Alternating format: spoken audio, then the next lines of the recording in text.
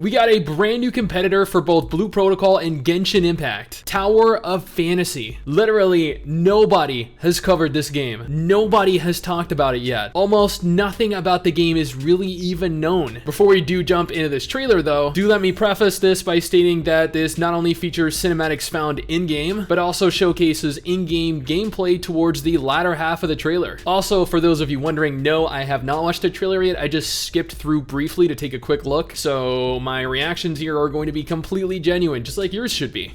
And as we can see right at the beginning, it's built off of Unreal Engine 4. I'm pretty sure they mentioned it was Unreal Engine 4. And this is set in a semi-sci-fi fantasy setting. You know what, this actually kind of reminds me a little bit of like a cross between Xenoblade Chronicles and PSO2. And the music, by the way, I'm pretty sure is actually in English and it sounds great. And the graphics look very impressive. I feel sorry for that little girl. She just got... Oh man, that was great.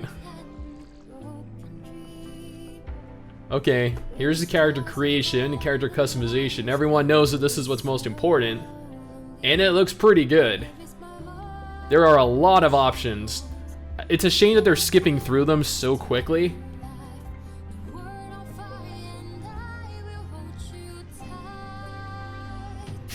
That anime jump though.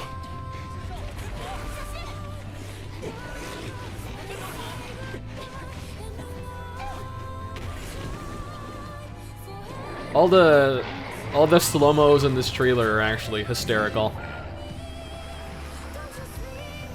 Looks like there's a mount system in game. You have the futuristic motorcycles. Here we go. Here's some of the in-game gameplay.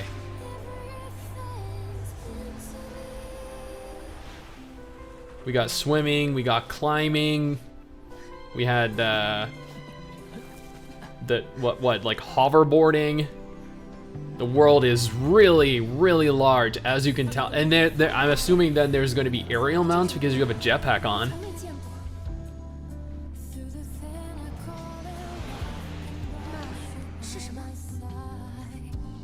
I wonder then if there's going to be aerial combat, because these guys are like shooting and dropping things down from the air. Oh my god. Oh, the girl got absolutely wrecked.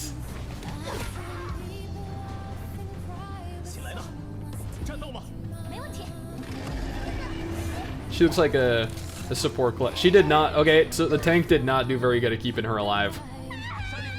Rip her. And she has a dot on her. She became enraged.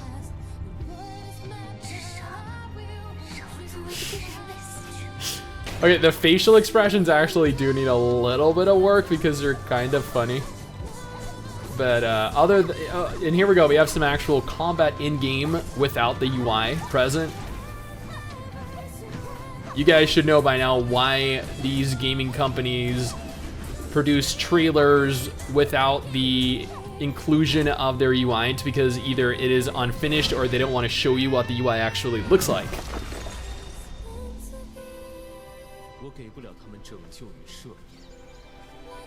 And the fact that several of the characters have changed what they look like drastically changed what they look like, and the fact that you can create your character is actually a lot more than what Genshin Impact actually offers. Is that? Nope, we got a little bit more of the trailer. This kind of looks like something from Xenosaga, actually.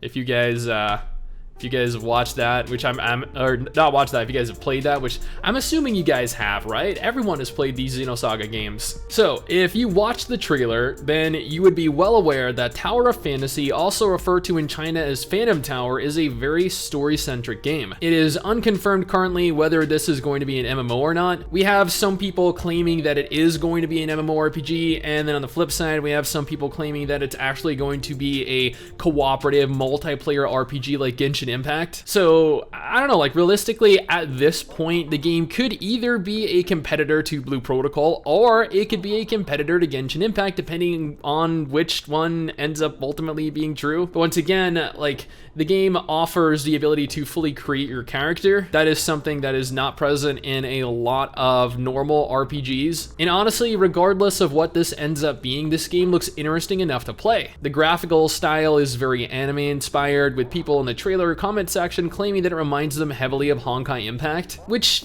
I don't know, like I guess I can kind of see that a little bit, especially considering they are both Chinese developed games. The combat is action oriented. They had the UI disabled once again, so it was not possible to get an accurate gauge on exactly how it's going to function, but it looked pretty fluid. I don't know, kind of reminiscent of Soul Worker, actually, if you've played that game. The game is supposedly going to provide a lot of real-world interaction in the form of climbing, gliding, shooting, igniting, rolling, impacting, and even destroying parts of the environment. There won't be any classes available in-game. Instead, you'll actually have access to a variety of different skills that are altered depending on what weapon you have equipped, meaning that essentially, you can fill the role of any and every class. This sounds like a lot of fun, right? They plan to have puzzle solving and, in their own words, and I quote here, extreme mode challenges. These are to make sure that the game is challenging enough to players. Honestly, I'm not really sure what form these challenges are going to take, whether they're going to be dungeons, whether they're going to be raids, whether they're going to be just like boss encounters, and that is pretty much everything we know about the game so far. Or almost. You know what?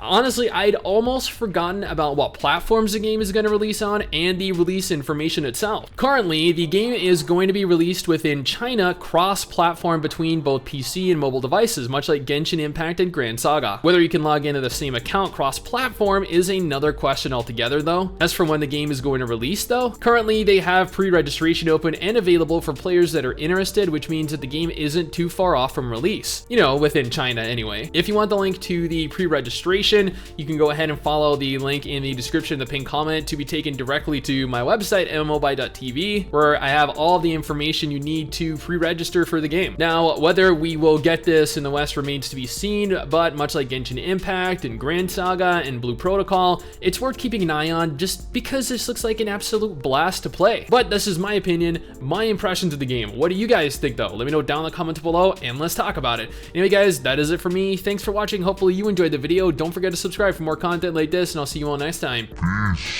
Someday soon, I'm gonna make